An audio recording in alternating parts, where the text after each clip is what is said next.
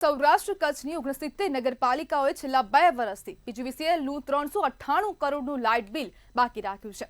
સામાન્ય ગ્રાહક 1 મહિનો બિલ મોડું કરે તો પીજીવીસીએલ તરત જ કનેક્શન કાપી દે છે, પરંતુ સરકારી કચેરીઓ ઉપર આ જ નિયમો કેમ લાગુ પડતા નથી? આ સૌથી મોટો પ્રશ્ન આજે તંત્ર સમક્ષ ઊભો થયો છે। વોટર વર્ક્સ અને સ્ટ્રીટ લાઇટ જેવી અગત્યની સુવિધાઓ માટે 2 વર્ષથી વીજ વેરો નહીં ભરવામાં આવ્યો। આ નગરપાલિકાઓ હવે રાજ્ય સરકારની વ્યાજમુક્ત લોનની રાહ જોઈ રહી છે। પીજીવીસીએલના મેનેજિંગ ડાયરેક્ટરનો દાવો છે કે લોન મંજૂર થતા બાકી નાણાં ચૂકવાઈ જશે, પરંતુ પ્રશ્ન એ છે કે કાર્યરત સમયે બેવડા ધોરણો કેમ રાખવામાં આવી રહ્યા છે? સૌથી વધુ સુરેન્દ્રનગરની નગરપાલિકાઓનો 101 કરોડનો વેરો બાકી છે। ત્યારબાદ અમરેલી, અંજાર અને ભુજની નગરપાલિકાઓનો સૌથી મોટો હિસ્સો છે। તો શું પીજીવીસીએલ પાસે સરકારના વિભાગો સામે કડક પગલાં લેવા માટે કોઈ નીતિ નથી? શું જનધનથી ચાલતી નગરપાલિકાઓને કાનૂની છૂટછાટ મળી રહી છે? અને જો 398 કરોડનું બાકી લેણું વધતું જ રહેશે તો તેનો બોજ અંતે કોના ખભા પર પડશે? અને કેમ હવે નગરપાલિકાઓ રાજ્ય સરકાર તરફથી જે બિન વ્યાજ થકી જે લોન આપવામાં આવે તેની રાહ જોઈ રહી છે? અને પ્રશ્ન પણ તંત્રને થઈ રહ્યા છે કે સરકારી કચેરીઓ સામે બેવડા ધોરણો કેમ રાખવામાં આવી રહ્યા છે?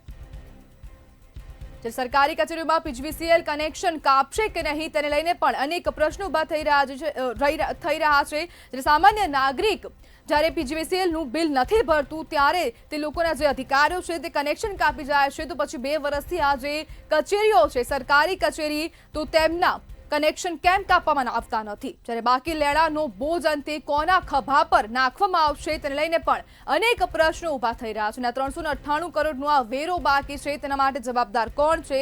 જ્યારે નાગરિકોના પૈસા કચેરીઓ ચાલી રહી છે છતાં પણ કેમ હવે બિલ ભરવામાં નથી આવતા? સરકારી કચેરીઓ માટે બેવડા ધોરણો કેમ રાખવામાં આવી રહ્યા છે?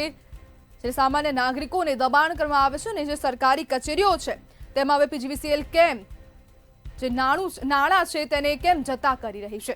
જનતાને કડકાઈથી હવે બિલ ભરાવવામાં આવે છે ને તંત્રને છૂટછાટ કેમ આપવામાં આવી રહી છે તેને લઈને પણ અનેક પ્રશ્નો ઉભા થઈ રહ્યા છે। બાકી લેણાનો બોજ અંતે કોના ખભા પર પડશે તેને લઈને પણ અનેક પ્રશ્નો ઉભા થઈ રહ્યા છે। આપણી સાથે કોંગ્રેસના નેતા નૈનાબા જાડેજા જોડાઈ ગયા છે। નૈનાબેન, જનતાનો ભોગ લેવાય છે અને તંત્રને છૂટછાટ કેમ આપવામાં આવે છે?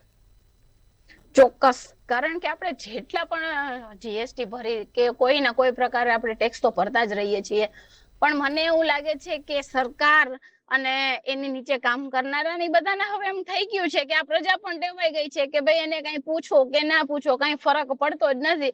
તમે વાત કરો કે 398 કરોડ રૂપિયા એટલે ક્યાં વાત ગઈ? 398 કરોડ રૂપિયા એટલે ક્યાં વાત ગઈ? એટલી મોટી રકમ ભરવાની બાકી હોય તો કેમ આ લોકો જાગતા નથી? કેમ આ લોકો પાસે જઈ શકતા નથી? એ લોકોને ડર છે? કોની બીક છે? વ્યવસ્થા, કાયદો એ બધું તમારી સાથે છે તોય તમે કેમ નથી ભરતા? તંત્રથી બી રહ્યા છે।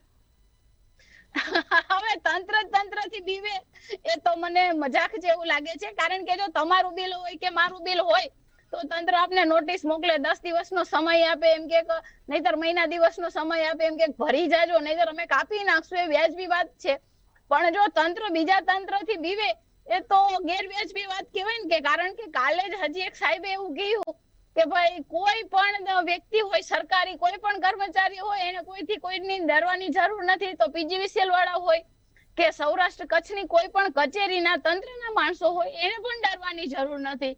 એ ક્યાં પોતાનું ઘરનું વાપરે છે?